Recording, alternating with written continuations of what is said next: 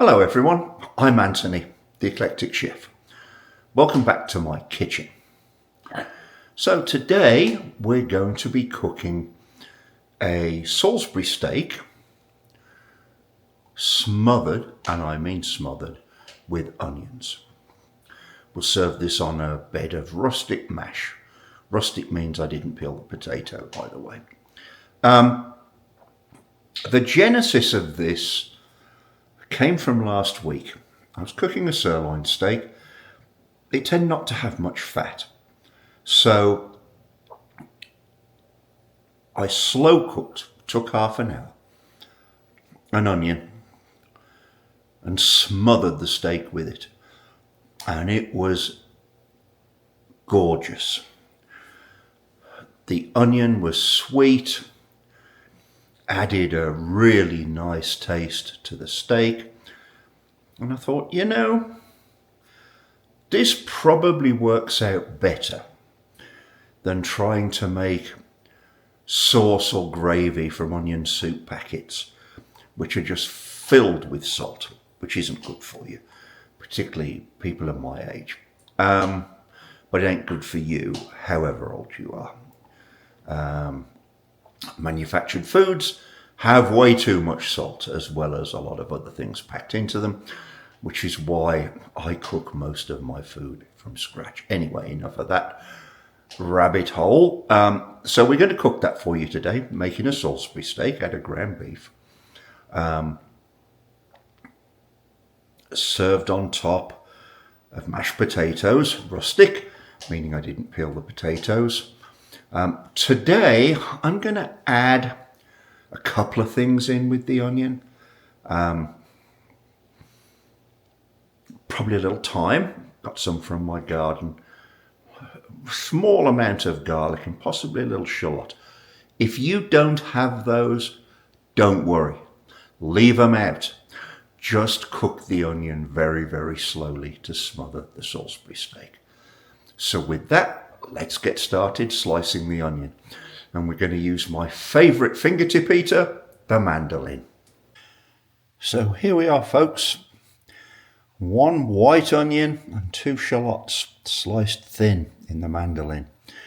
I always wear a cut-proof glove when I'm using the mandolin, and it did save my fingertips this time just once. Yes, I know, use the food holder. It takes too much time. So you'll see a sprig of thyme on top there.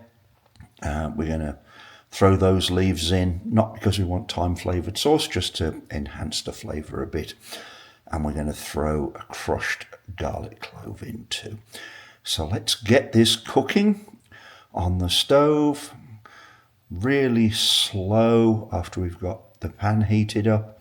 And it's going to take about 30 minutes. So see you back in a minute. Okay, so here's our onion, shallots, a couple of garlic cloves. I picked the thyme leaves off the thyme, small sprinkling of salt to help draw out the juices of the onions, and a good couple of turns of my pepper grinder, coffee grinder, black pepper in it. So we are going to cook these down.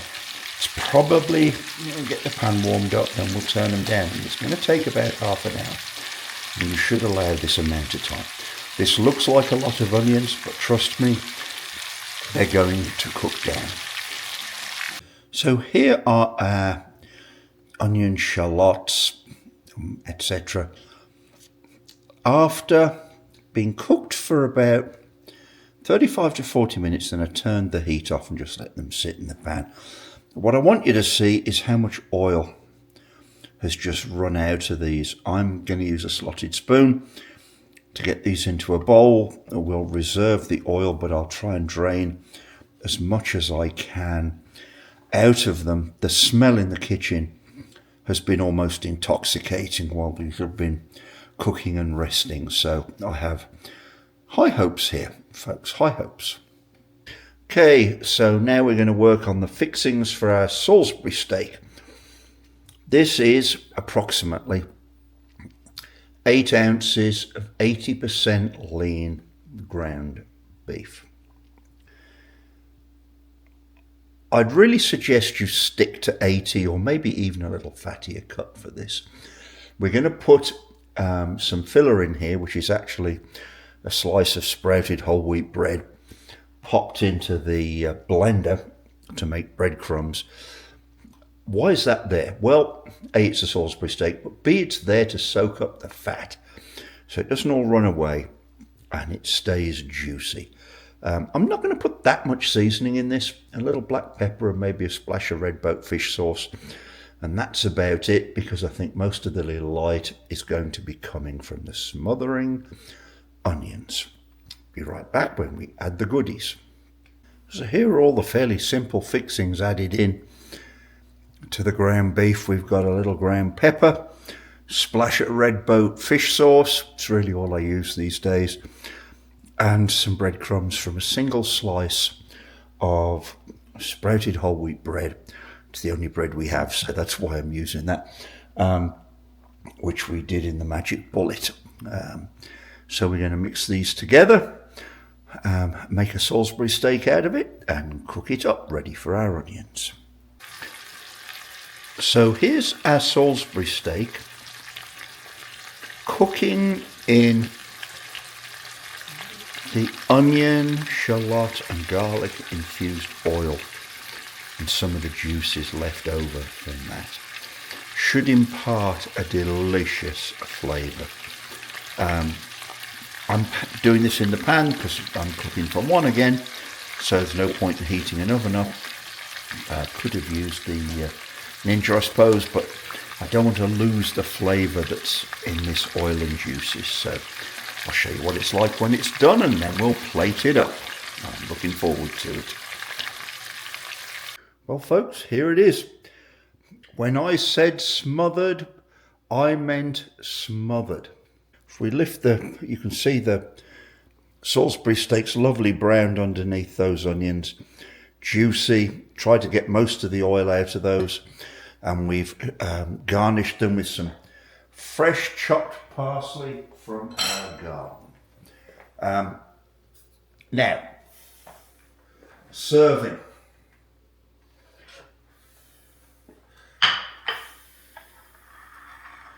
Here's our side, gailan and broccoli. I think this is a wholesome meal.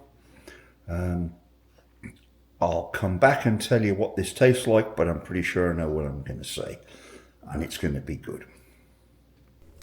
Well, this was, as I anticipated, really, really good. Didn't miss the salt-laden gravy. Everything's moist. The onions are just sweet, really add to the flavour of the meat. Honestly, I said in the intro, if you don't have the shallots, garlic, thyme, whatever to add into the onions, leave it out. I'm not sure I'd bother next time. The onions by themselves would just be really, really sweet. This was really good. It works out to be very filling, by the way. I only ate about half of the main course on the right. Now on the left you'll see the vegetables that I served with it, and I have a quick tip for you. If you want to avoid spending $1,000 a month on Ozempic because you're trying to eat less, just eat your vegetables first, and it will fill you up a little bit and you won't have room for the rest of it. But this is not an expensive meal and it's really, really good. Anyway, thanks for watching. Hope you enjoyed. If you did, please share it with your friends, and if you'd like and subscribe, we'd certainly appreciate it.